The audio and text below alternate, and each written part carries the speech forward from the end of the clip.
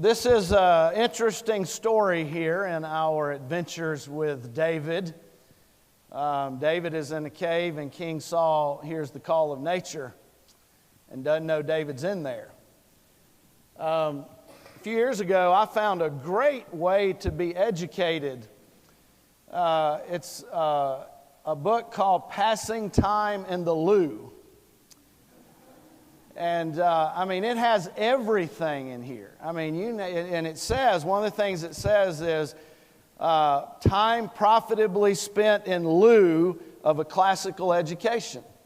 Right here. It's a way to ensure you will study every day. And it covers everything. Language, it covers business. It's all right here in the loo. Of course, British term for toilet or bathroom. Sometimes the bathroom is the only place of escape, isn't it, moms? And sometimes that doesn't even work. Much reading and pondering is done while we use the restroom. About a year ago, I went into our guest restroom at home, our downstairs restroom, and discovered that, and I guess my wife had found this somewhere, that there now is a bathroom guest book at our house. And so while you're visiting our loo, it says, please sign in while sitting down. And so, you look in, it says, welcome to my bathroom. It says, date of visit, time, please sign your name, length of visit, purpose of visit, number 1, number 2, or number 3. I don't know about that one. And then it has, one section says, did you look in the medicine cabinet? Yes, of course. No, of course not. Song that best describes the bathroom visit. More than a feeling. The sound of silence. Blowing in the wind. Ring of fire. Time spent gazing in the mirror. Thoughts during this visit. The past, the future, business at hand, other. And then a report card. Ambience, cleanliness, comfort, toilet tissue, amenities, lighting, privacy, overall. So anyway, interesting. So now I want some friends to come over and fill out the guest book. Well, David has been on the run from King Saul, and on several occasions it seemed that King Saul had David hemmed in.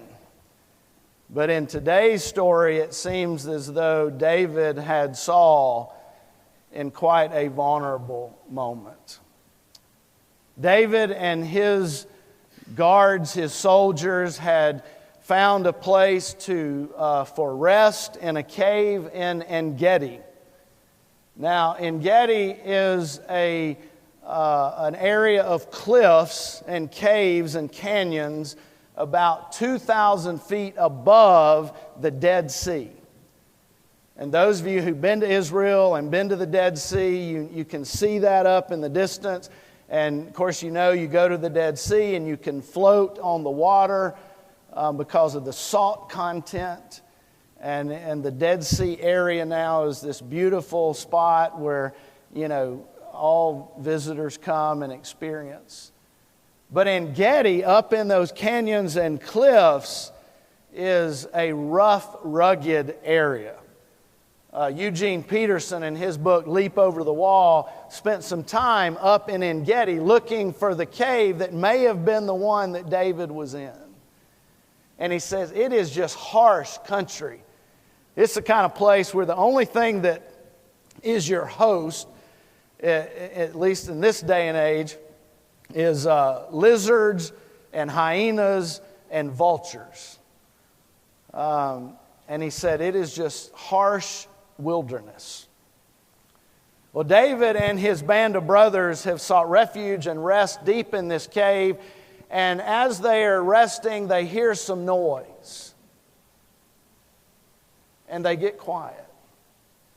And then they see a shadow, perhaps, that emerges, and they know that either someone's standing at the mouth of the cave or has entered the cave.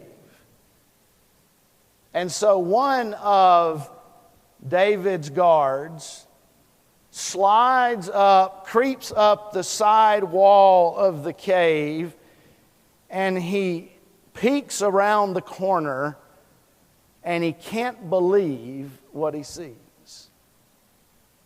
It is King Saul, who has come into the cave to relieve himself and has taken off his sword and thrown aside his royal robe and is in the most vulnerable position. Now, I want to pause right there for a second and tell you about something that happened to Ryan Forbes, our music minister, not long ago, telling you this with permission, okay? He and his family went to Texas, on a trip in Texas, and they were hiking. And Ryan felt the call of nature. So he tells his family, I'm going to go over here, I'll be back in a few minutes. And he goes off the beaten path, finds a spot, and Ryan is getting situated, and he hears the rattle. And he looks over, and there's this big rattlesnake, like looking at him going, don't do that here. And somehow Ryan managed to get himself together, back up very slowly, and depart, and nothing happened. I don't know how he did that. It would have been all over for me if I had heard a rattlesnake or seen one. And he says it was a big snake. So I just can't imagine. You don't get off the beaten path. Figure something out. So this guard of David's comes back deep in the cave, and he says to David, this must be what you were talking about, that the Lord is going to deliver your enemy into your hands to do with as you wish, because Saul's in here. So David now creeps up the side of the cave, looks around the corner, and sees Saul and David has knife in hand. Would have been the easiest kill ever. But suddenly David is conscience-stricken, it says. And so David, instead of killing King Saul, he just cuts a piece of his robe, takes it back with him, goes back into the cave, tells everybody, I couldn't do it, we're not going to do it. King Saul is the Lord's anointed, end of it. Well, King Saul, unaware of what has happened, exits the cave. After a couple of minutes, David goes out to the mouth of the cave. Saul's at a safe distance, and David calls to Saul, my Lord and my King. And Saul sees David. I can only imagine the gasp of breath Saul must have had when he realized he was in the same cave as David, knowing what could have happened. And David, holding up this piece of Saul's robe, says, why do you keep believing I'm trying to harm you? Why do you keep believing the lies? I could have, but I didn't. I will not lay a hand on you. You are my Lord and my anointed one. And Saul looks upon David and says, you are more noble than I. You have treated me kindly, and I have only treated you badly. You will be king, and you will be good for your people.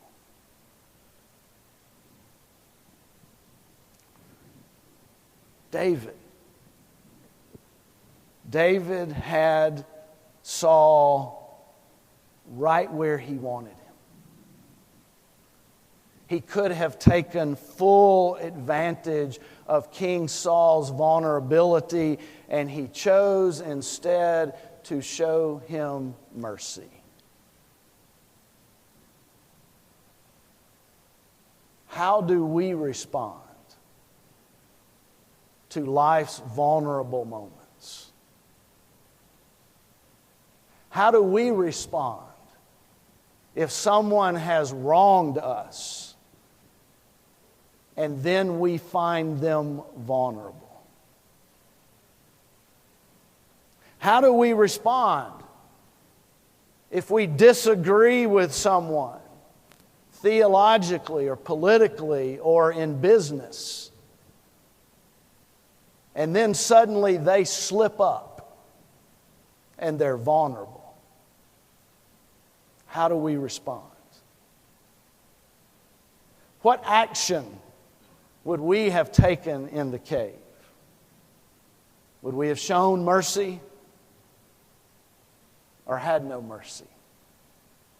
You know, they get what's coming to them. How do we respond in life's vulnerable moments? I remembered back in 2009, there was a girls' basketball game between Covenant Christian and Dallas Academy. Some of you remember this. Covenant Christian beat Dallas Academy 100-0. 100-0. And when the game was over, there was all the debate about, you know, was this just way over the top, in your face defeat? When it was clear at halftime what was going to happen. The coach for Covenant Christian ultimately lost his job. And he said, "I'm not going to apologize. My girls played with integrity and pride." And that really wasn't the issue, because there's always the debate. You know, do you tell somebody not to play their hardest that never gets in the game? I mean, how do you do that? The problem apparently was his actions on the bench and his determination to see how many points they could score. And the athletic director of this association said later, he said, part of the problem is there's no mercy rule. There's no continuously running clock. There's nothing in place to keep this from happening. He said, but there is a golden rule that should have applied. How do we handle life's vulnerable moments?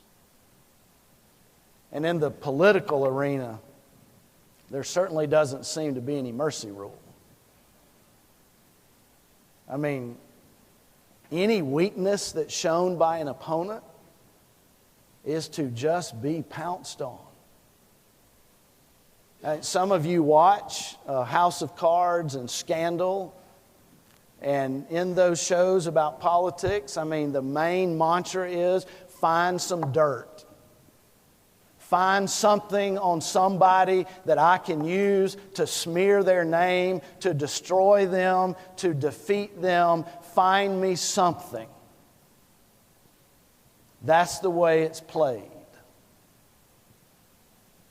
And this past week, and I know this next week at these conventions, I mean, it is like zookeepers throwing red meat to the lions. It is crazy. Oh, by the way, last week I challenged you not to post or like or write anything negative on Facebook for the whole week. And it's only fair that I extended another week. So don't do it. Don't like it, don't share it, don't post anything negative. And it's been great this week to see so many positive posts of people that I know are in this room. Keep that up. But in politics, it seems to be okay. It's like, that's just politics. That's the way it's done. It's a dog-eat-dog world. You just can't be vulnerable, because if you're vulnerable, you lose. But should it be okay? Should we be okay with that? What about the golden rule? Do we get to just put that aside when we don't like something?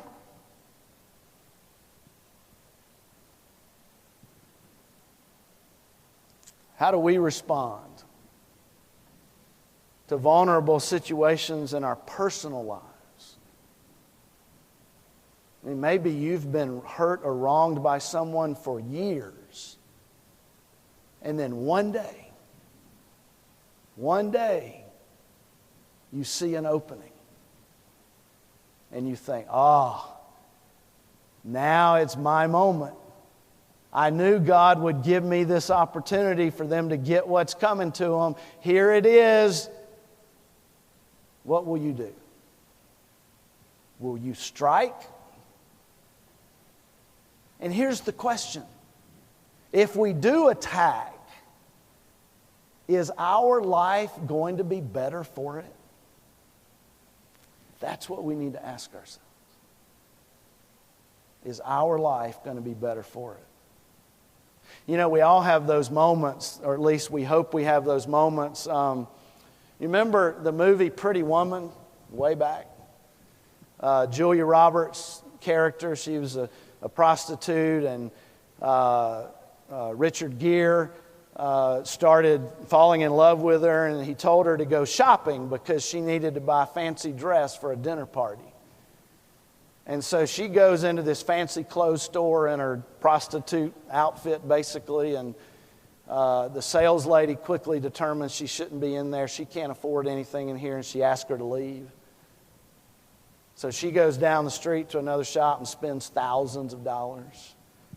And she comes back up the street to the other shop and knocks on the door, and the sales lady opens. She says, "Remember me?" She says, "Yeah." She says, "Big mistake. Big mistake. Look at all that I spent." In some ways, David was showing King Saul that piece of the robe and going, "Remember me? I was about to make a big mistake for you and me, but I didn't do it. I didn't do it. Why do you keep trying to harm me?" And Eugene Peterson, in that same book, he credits David's actions with him being in the wilderness. He says it's in the wilderness where people are apt to experience God's presence and God's voice and God's Spirit. He says, think about it. Moses was in the wilderness. David was in the wilderness. Jesus was tested in the wilderness. And for all of them, it was a time of seeking and searching and sustainment. And he says, you know, there are things that we can only experience in silence and solitude. There are essential things about being human that we only really discover in the shadow of a beech tree or beside the rush of white water or after a long climb up a mountain. That's true. A couple of weeks ago, we had the chance to be in the mountains for just a few days. And we had a cabin right by this river with white water. And every morning I would get a cup of coffee and I would go out and sit on the deck and just look at the water and hear the white water. It was an amazing time of prayer and reflection. Some things we experience in the wilderness. In the wilderness, Jesus becomes vulnerable to temptation, so that later he knows that and he can show mercy. Think about all the vulnerable people that came before Jesus and how he could have treated them. He could have been brutal to people. He had adulterers brought before him, caught red-handed. He had a thief that he ate dinner with that he could have just blasted. He had lepers that were society's outcasts, and they were a risk to other people before him. He had liars. He had them all. And with every one, what did he do? He showed mercy, and he helped them feel whole again and to know they could live differently and they could experience God's grace. And he tells us later, he says, it would be better for you to have a millstone tied around your neck, a heavy weight tied around your neck, and then thrown into the deepest water than to cause one of these little ones, one of the vulnerable, to stumble. It would be better. And some of you have experienced the abuse when you were vulnerable. Some of you know pain like others of us could never know. If anybody here this morning is experiencing that right now, please, please, please tell someone. And if it's something that's already been experienced, please know that God loves you. Please know that you are valued. Please know that the grace of Christ can bring healing over time. Don't ever think you're not worthy. You know, one moment with Jesus was when he was in a crowd of people. There were people pushing in around him because they wanted to hear him and to know about him. And there's this one woman in the crowd who had been bleeding for like 12 years. She should not have been there because she was unclean. And she thought to herself, if I can just touch his robe, maybe I will be healed. But to do that was breaking every religious law there was. But she did it anyway. She got in the crowd and she reached out and she touched the edge of the hem of his robe. And immediately Jesus knew that power went out from him. And he turned and he says, "Who touched me?" Well, all kinds of people were in on him, but somebody touched him with purpose. Somebody touched him with hope. And he knew it. And his eyes caught her eyes, and she knew in that second she had been had. She didn't want anybody to know, but she also knew, she felt that power, and something was different. He calls her out. And she comes out of the crowd and bows down before him. I mean, vulnerable as you could be. And what does he say? He looks at her and says, your faith, your vulnerability before me has healed you. I hope each of us will touch his robe and say, my Lord and my King, remember me, help me be righteous, help me do the noble thing in life's vulnerable moments. Amen.